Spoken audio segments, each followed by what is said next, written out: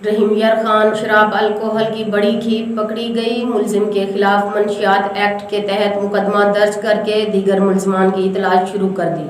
مزید دیکھتے ہیں منیر احمد کی اس رپورٹ میں۔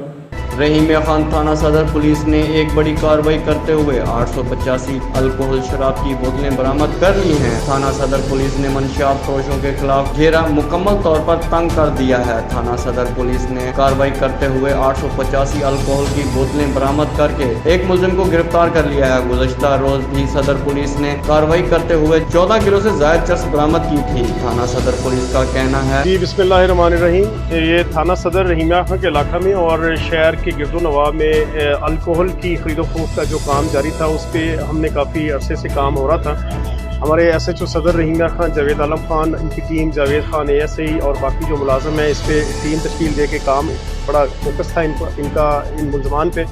تو انفارمر کی اطلاع پہ آج جو انہوں نے بڑا کامیاب ریڈ کیا ہے، 2 ملزمان تھے جن کے قبضے سے یہ ہیوی تعداد میں الکوہل ریکور ہوئی ہے۔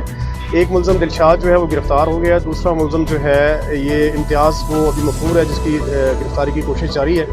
اور جو ان کے قبضے سے ریکور ہوئی ہیں وہ 885 بوٹلز ہیں الکوہل کی، جن میں 100% الکوہل ہے اور وہ ریکور ہو گئی اور انٹروگیشن جاری ہے۔ انشاءاللہ مزید ریکوری کے بھی اس میں چانسز نہ رہا ہے۔ منشیات فروشوں کے نیٹ ورک کو کافی حد تک ختم کر دیا گیا ہے۔ جو منشیات فروش بچے ہیں انہیں جلد سے جلد گرفتار کر لیا جائے گا۔ کیمرہ مین عدنان کے ساتھ منیر احمد، راز نیوز، رحیم یار خان۔